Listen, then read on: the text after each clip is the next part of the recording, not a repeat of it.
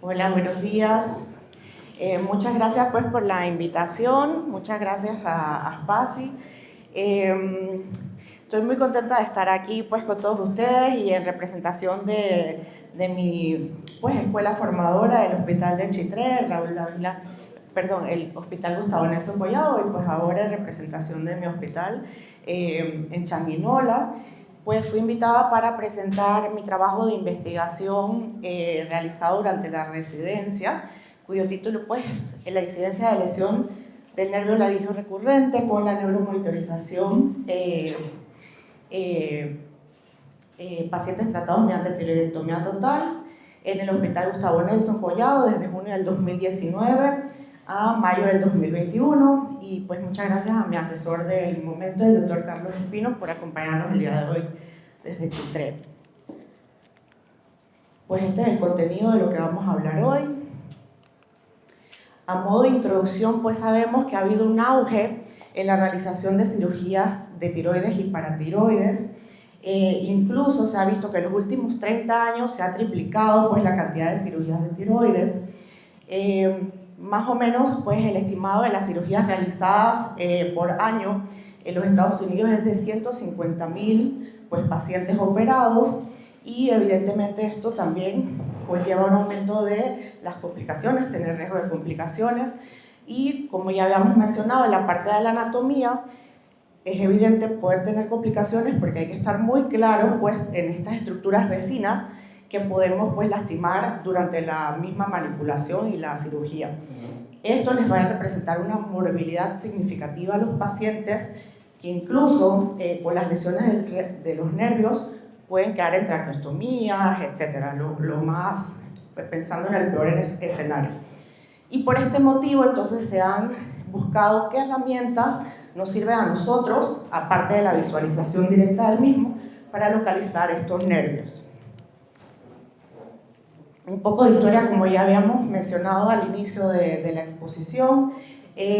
Los primeros registros de las tiroidectomías realizadas se datan de 1791. Posteriormente, en el siglo XIX fue donde más estuvo como el auge, pero sí, hasta incluso la Academia Francesa menciona que por tener tantas complicaciones en las tiroidectomías se trató pues como de evitar, o sea, traten de no hacer estas cirugías. Posteriormente, en 1860, el doctor Billroth fue el primero que registra la realización de las tiroidectomías totales en la Escuela de Viena, y él reporta en su casuística hasta un 36% de daño del nervio laringio recurrente y otras complicaciones ya conocidas como la tetania, la hemorragia, la parálisis, etc.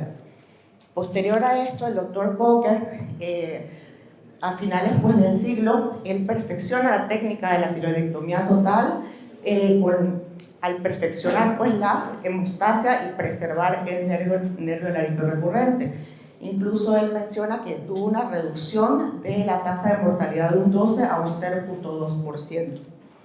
Luego de esto, el doctor Lahey, en 1939, un cirujano famoso de Boston, él publica pues, su experiencia en 3.000 tiroidectomías, donde él pues, menciona que al observar de forma directa, visualizar el nervio en el procedimiento, reduce la frecuencia de lesión del nervio.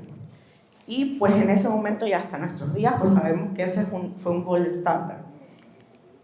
Entonces, dentro de las complicaciones nosotros tenemos, como ya mencionamos, la lesión del nervio laringio recurrente, otras conocidas como la formación del hematoma, seroma, el hipoparatiroidismo, etcétera, infecciones, etcétera.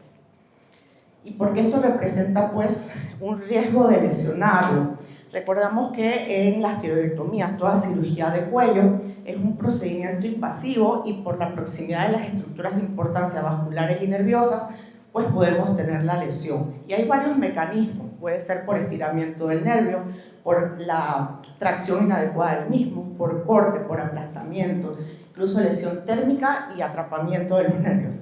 También por la esqueletización excesiva del mismo.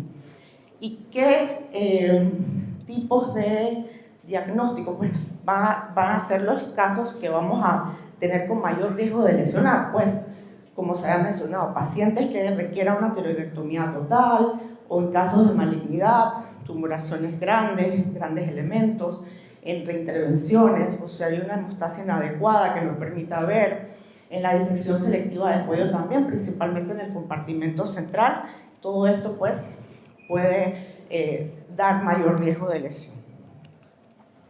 Entonces, recordando, como ya se había mencionado, la inervación de la glándula es como lo más principal pues, en este estudio, recordando mencionar los nervios laringeos recurrentes y superior, y recordando el nervio laringeo recurrente, como ya se había mencionado, se origina pues, en ambos lados del cuello del nervio vago, recordando su diámetro es de 1 a 3 milímetros.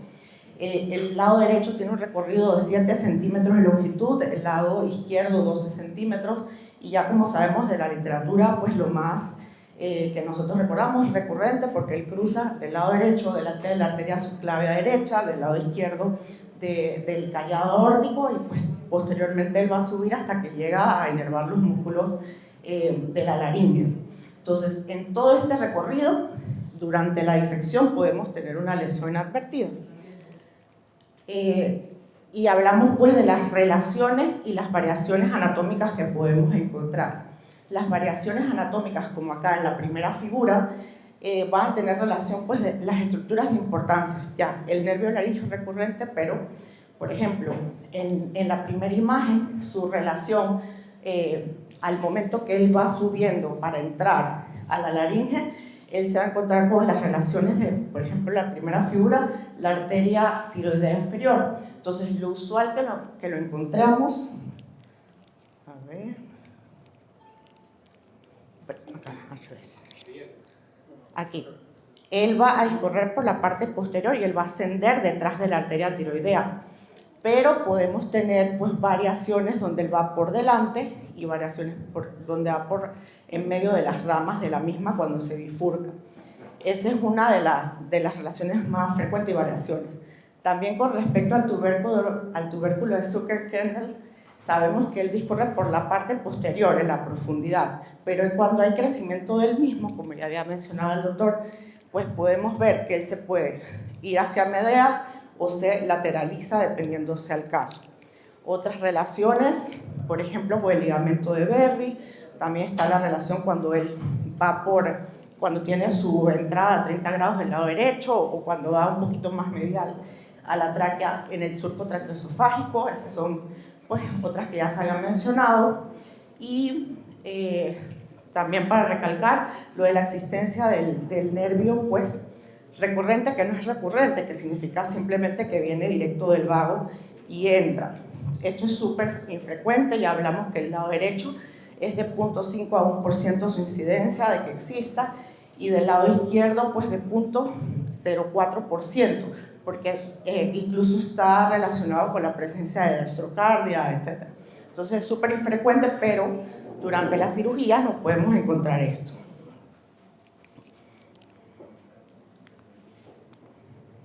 Estos son ejemplos. Bonito cuando se ve así en la literatura, pero encontrarlo pues es a veces problemático. También para mencionarles un poco, el nervio laringeo superior es de suma importancia, es otra de que da manifestaciones clínicas. Él tiene un diámetro incluso menor de 0.8 milímetros y también tiene un recorrido, una longitud de 8 centímetros. También está originado del vago, es la primera rama, desciende pues medial a la carótida. Y lo más importante aquí con el nervio laringeo superior, pues que él va a dar una ramificación que es la rama externa, esa es la que representa una mayor pues, importancia clínica para nosotros, que es la que tenemos que tratar de cuidar, recordando que él va pues al músculo cricotiroideo para hacer la inervación del mismo, y aquí pues la referencia, el punto de referencia es el espacio de Joule, porque él va a estar relacionado con la arteria tiroidea superior y lo podemos lesionar inadvertidamente cuando hacemos la disección de los vasos superiores. Entonces, él lo vamos a encontrar en relación dorsal a la arteria tiroidea superior y más superficial al músculo constrictor faríngeo inferior. Entonces, recordar pues, la existencia de ese espacio de Joule, que es la referencia. Entonces, dentro de lo que hablamos de la neuromonitorización, En 1966 se dan los primeros reportes de la misma, y no fue hasta 1970 que el doctor Riedel, él expone su experiencia en los últimos 23 años usando las primeras máquinas de neuromonitorización, y él vio que había una reducción de complicaciones. No fue hasta el 2006 que en Boston se reúnen un montón pues, de especialistas, pues, de varios multidisciplinarios, mejor dicho, y ellos realizan este grupo que se llama el International Neural Monitoring Study Group, donde van a hacer las primeras guías estandarizadas para nosotros pues, exponer la neuromonitorización. Y el fin de esto era dar una mayor calidad de la neuromonitorización, pues tratar de llegar a un consenso de qué es lo que tenemos que hacer y ayudar al cirujano a qué hacer en el transoperatorio si hay alguna lesión, si hay pérdida de señal, etc. Entonces se sacan estas guías estandarizadas. Y ellos, pues para muy resumido, nos mencionan que para hacer una adecuada neuromonitorización debemos hacer una laringoscopía siempre pre- y postoperatoria. También debemos identificar y valorar, porque no solamente verlo anatómicamente que está el nervio, sino que tenemos que saber la integridad de ese nervio. Entonces debemos identificar y valorar el nervio vago y además el nervio laríngeo. Entonces, ¿cómo funciona? Aquí a manera de esquema, pues sabemos que él trae su kit completo. Dentro de el tubo endotraqueal van a ir 2 electrodos que deben estar, cuando el anestesiólogo los coloca, esos electrodos deben quedar justo en las cuerdas vocales, haciendo un adecuado contacto. Y nosotros, pues durante la cirugía, con un estimulador que va a hacer va a tirar la corriente, que es de 0.5 a 2 miliamperios, nosotros vamos a ver una respuesta en el monitor, una respuesta electromiográfica del mismo, que va a salir como una onda, y esa onda debe tener una amplitud de onda de más de 200. En diferentes reportes ellos pueden, o sea, vi varios, pero siempre era más de 200 para poder decir que tenía una señal adecuada, presencia de señal, o sea que habíamos localizado el nervio que estábamos buscando en ese momento. Lo otro importante, pues nada más para mencionar, como estamos estimulando el músculo, siempre es importante pues ir de la mano con el anestesiólogo, que no nos debe poner pues relajantes musculares para poder que nosotros tengamos una adecuada localización del mismo. También puede haber errores del equipo, etcétera, pero siempre hay que estar como pendiente de los detalles. Dentro de la laringoscopía, pues una herramienta objetiva para valorar apropiadamente a las cuerdas vocales. Se debe hacer en el pre y en el postoperatorio, esto ya lo sabemos. Como mencionamos, el grupo estandarizó esto, y sí o sí el paciente debe llegar con su laringoscopía. También es importante reconocer que hasta el 20-30% de los pacientes con una laringoscopía normal pueden tener incluso una lesión del nervio laríngeo superior y salió inadvertida, entonces es importante saber.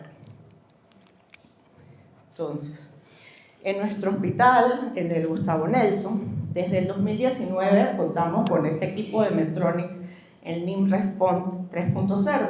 Entonces, en esos momentos quisimos pues, ver cuál fue la incidencia en este estudio de los pacientes que tratábamos con la tiroidectomía total, para ver si la neuromonitorización ayudaba a evitar esas parálisis.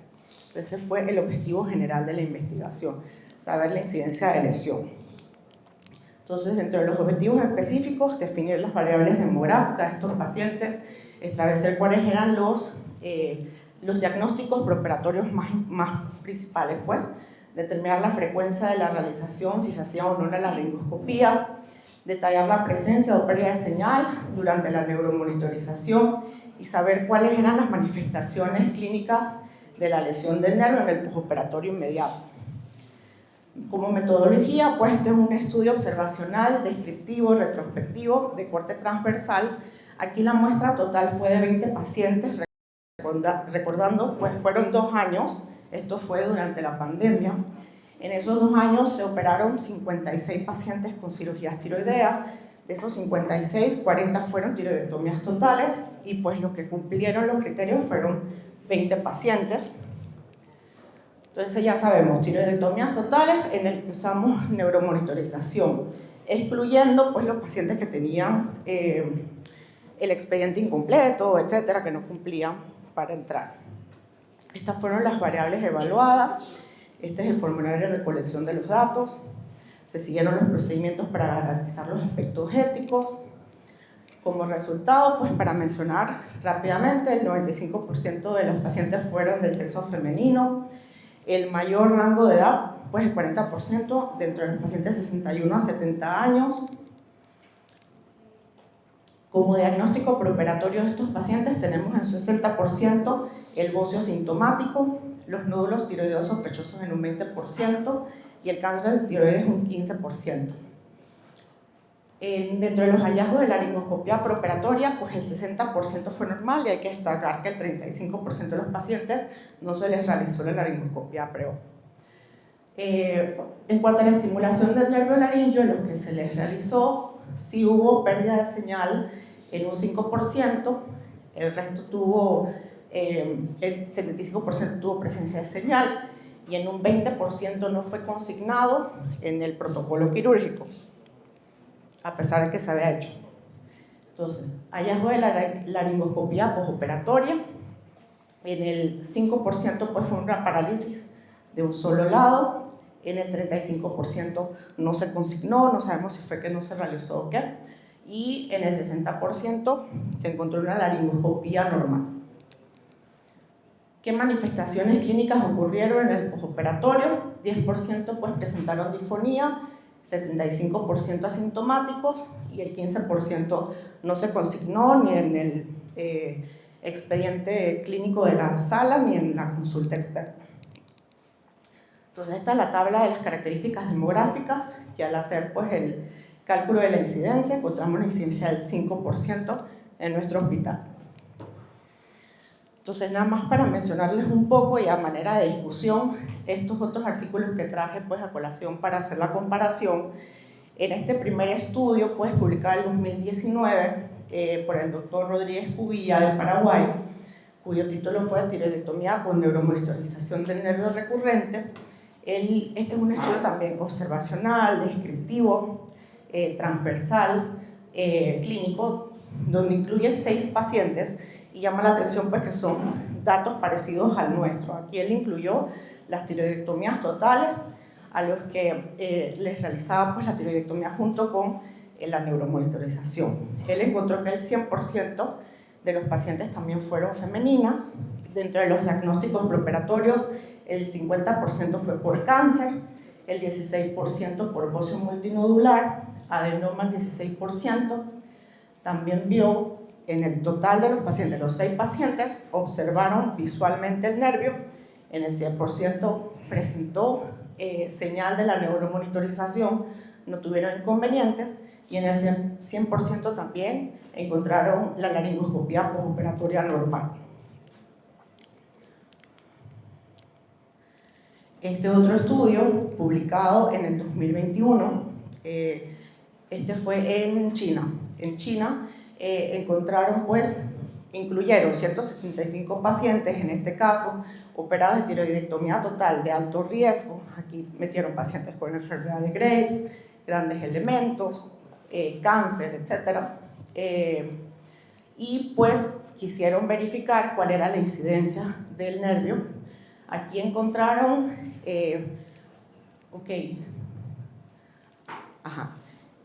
Aquí encontraron que usar en el grupo de neuromonitorización, esta neuromonitorización versus la visualización directa del nervio, encontraron que, aquí en el segundo, usar la neuromonitorización se asocia a una disminución de la parálisis del nervio laringio recurrente de forma estadísticamente significativa con una P menos de 0.05. Y también encontraron que en el mismo grupo en el que usaron la neuromonitorización también fue estadísticamente significativo y se asoció usarlo a la disminución y reducción de la parálisis del nervio laringio recurrente, ya sea confirmado clínicamente o por endoscopía, siendo también con una P de menos de 0.05. Este otro estudio, publicado en el 2021, también en China, cuyo título fue El valor de la neuromonitorización contra la injuria del nervio en pacientes reoperados. Se incluyeron 109 pacientes, en este caso pacientes que iban a cirugía de cuello por reintervención, y aquí pues de importancia para que observen, en el grupo donde se utilizó la neuromonitorización se visualizó el nervio hasta un 97%, la identificación en el grupo fue más alta versus solamente la visualización, y esto fue estadísticamente significativo. También es de importancia ver la incidencia en el grupo de la neuromonitorización de un 5.3% en base a la incidencia de la lesión versus la visualización sola, donde fue mayor pues la incidencia. Aquí sí no fue estadísticamente significativo. En este otro estudio, pues publicado en el 2020 en Alemania, cuyo título es Neuromonitorización intraoperatoria en la cirugía de tiroides, cambiando los paradigmas. Bueno, sí agruparon metaanálisis, revisiones sistemáticas en los últimos 10 años, del 2010 al 2020, con más o menos 12.000 pacientes. Aquí incluyeron todas las tiroidectomías.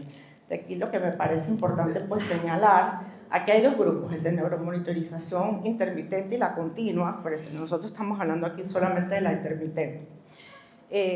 Ellos encontraron que la intermitente va oscilando una sensibilidad de la neuromonitorización de un 63 a un 90%, la especificidad de un 97 a un 99%, y la incidencia de la lesión del nervio laringio recurrente va de 0.8 a 10.5% en las lesiones por parálisis temprana, mientras que la permanente de 0.2 a 1.5%.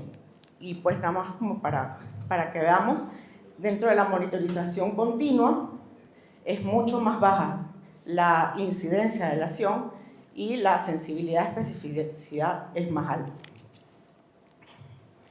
Entonces, conclusiones, pues sabemos que la neuromonitorización se ha convertido en una técnica estandarizada de importancia. Esto nos ayuda a identificar y valorar la integridad funcional del nervio. La laringoscopía pre, pro y post es de suma importancia para la planificación de la cirugía y para comprobar la funcionalidad del nervio. Se debe implementar su uso. También hay causas frecuentes de falsos negativos al usarlo, como por ejemplo la mala posición del tubo, problemas propios del equipo para estimular o registrar, también que hay un bloqueo neuromuscular por anestesia o incluso una neuropraxia transitoria. La incidencia de lesión del nervio en los pacientes tratados por tiroidectomía total con neuromonitorización en nuestro hospital fue de un 5% y fue similar a los estudios revisados. Estas son las recomendaciones, las limitantes, bibliografía, y pues muchas gracias.